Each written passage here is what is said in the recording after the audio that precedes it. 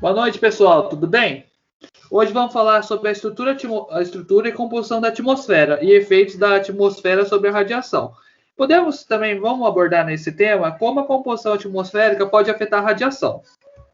Bom, então a gente vai falar sobre a estrutura atmosférica. O que a gente pode falar sobre a estrutura atmosférica? Ela tem uma função que a finalidade dela é formar a camada protetora do nosso planeta. E ela pode ser trabalhada de duas formas. Ela, no caso, pode ser de dentro para fora.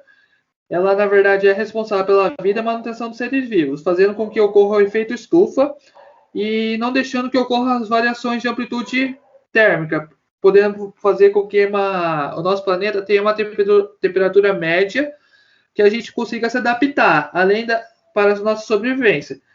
As camadas acabam impedindo a dispersão de gases, importante para a sobrevivência. Bom, na verdade, podemos dizer que temos mais uma forma que ele acaba impedindo os efeitos maléficos, que no caso é de fora para dentro, é como se fosse um filtro da radiação solar e os raios ultravioletas. Podemos dizer também que a atmosfera acaba sendo usada como um bloqueio que não deixa que ocorra a entrada das passagens dos meteoritos, acaba impedindo que não chegue à superfície. Além de dizer que as camadas são usadas para fragmentar objetos que entram na órbita por meio de combustão. Bom, o que podemos dizer? No nosso planeta, existem 5 tipos de camada atmosférica, sendo elas a troposfera, estratosfera, mesosfera, termosfera e exosferas. Bom, podemos abordar também cada uma delas. O que podemos dizer sobre a troposfera? Que, no caso, ela é uma superfície terrestre, ela é próxima, na verdade, e ela é importante na vida dos seres vivos, pela respiração. E com o aumento da altitude, a temperatura acaba caindo e podendo também ocorrer os efeitos meteorológicos. Bom, a estratosfera é a segunda camada mais próxima da superfície, né? E o ar acaba se movimentando de forma horizontal, de acordo com a latitude, fazendo com que a temperatura sobe e encontrando a camada de ozônio. A mesosfera é uma camada que fica no meio da estratosfera e termosfera também, né? O ar acaba sendo rarefeito e onde pode ocorrer uma grande queda de temperatura, chegando a ser até menos 90 graus Celsius. E no caso, sendo a camada mais fria de todas, das 5. Termosfera. Podemos dizer que ela é a camada que fica no meio da mesosfera e exosfera, sendo presente alguns íons, e a temperatura pode chegar até 1500 graus Celsius. E por último, que no caso é a última, né, de cima, é a exosfera, que é a última camada da atmosfera, onde ocorre a transição do espaço sideral, onde os gases presentes nessa camada acabam sendo rarefeitos e a temperatura pode chegar até 1000 graus Celsius. Bom, podemos dizer também a composição da atmosfera, que ela é composta pelo nitrogênio, oxigênio, gás carbônico e outros gases, como argônio, essas coisas. Bom, o que podemos dizer sobre eles? Ela é uma mistura complexa de elementos que pode variar de um lugar para o outro. E dentro dessas composições, podemos dizer que existem os vapores de água, que tem o sólido, líquido e gasoso, né? O que esse vapor da água pode interferir?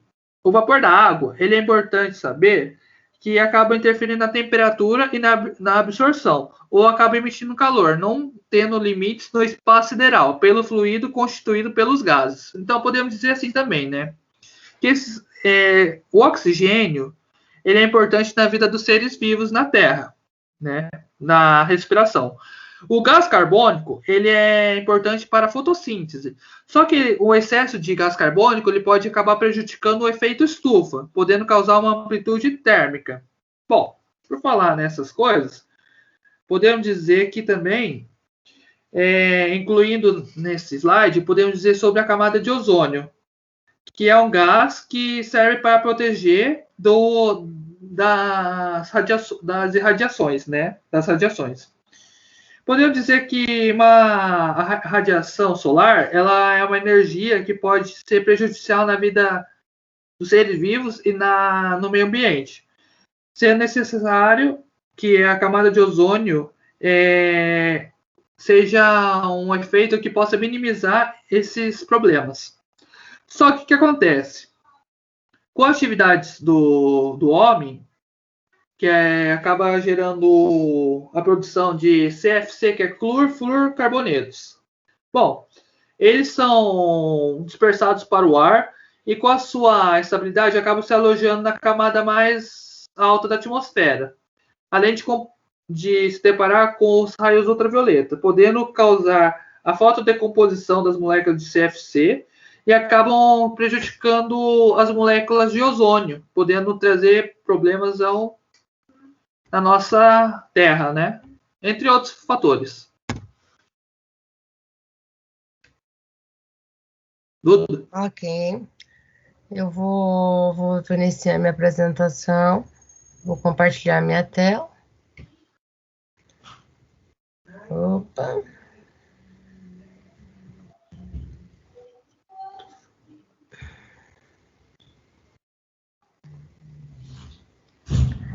Certo. A importância do efeito estufa e da camada de ozônio.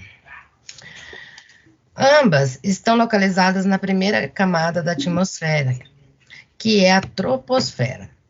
Porém, cerca de 10% do ozônio está nessa camada. Os outros 90% se encontram na estratosfera, onde se forma a camada de ozônio. Ela absorve parte da radiação ultravioleta, por isso sua grande importância. Já o efeito estufa é um processo natural que tem por finalidade manter a temperatura do planeta sem grandes variações térmicas. O Sol emite radiações com comprimentos de ondas variadas chegando à superfície e é absorvida cerca de 51% e convertida em radiação infravermelha. Aí os gases estufa absorvem essa radiação e impede que ela escape para o espaço, isso em torno de 19%. É absorvido no processo, o que ajuda a aquecer o planeta.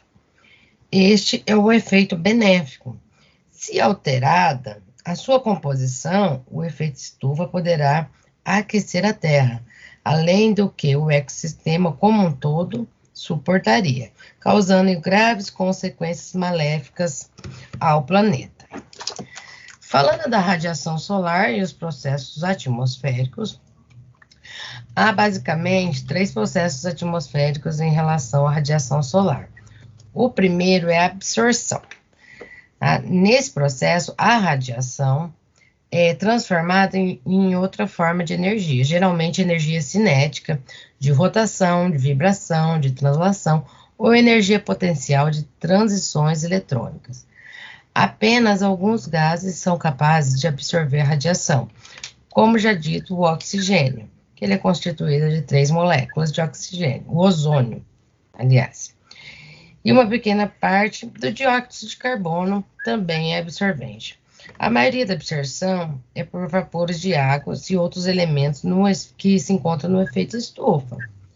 Já dos elementos terrestres, são os mares e oceanos que absorvem mais energia solar.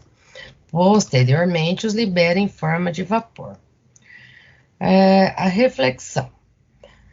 A reflexão é a energia solar que é refletida de volta ao espaço. As nuvens são os maiores refletores da atmosfera. A incidez, quer dizer, a quantidade, depende da sua espessura. Aí também temos a difusão, que é a parte da radiação que são espalhadas pelo globo terrestre, geralmente por partículas sólidas em suspensão, encontradas na atmosfera, fazendo com que a radiação seja dispersada em todas as direções laterais e para cima e para baixo. A insolação difusa é é a responsável pela iluminação de áreas que não recebem luz direta do sol. Agora vamos para o trabalho da atmosfera em relação à radiação solar. O trabalho da atmosfera em relação à radiação solar é a atmosfera e sua composição são os determinantes do índice de radiação que serão aproveitadas, sendo elas transformadas ou absorvidas, ou que serão refletidas de volta ao espaço. É uma máquina que recebe, transforma e utiliza essa energia a favor dos seres vivos, que depende dessa energia para sua atividade metabólicas. Os efeitos da radiação sobre a atmosfera favorecem a vida terrestre. Entretanto, a ação do homem vem alterando essa estrutura, o que poderá acarretar em uma cadeia destrutiva das defesas naturais atmosféricas sobre a radiação solar e seus efeitos. Esse foi o nosso trabalho apresentado pelo Takashi, por mim, Eduarda. Muito obrigada e uma boa noite. É isso aí, Takashi, pode encerrar.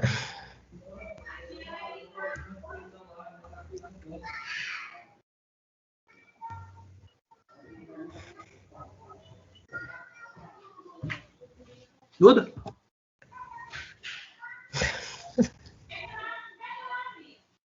Acabou? Takashi do céu, porque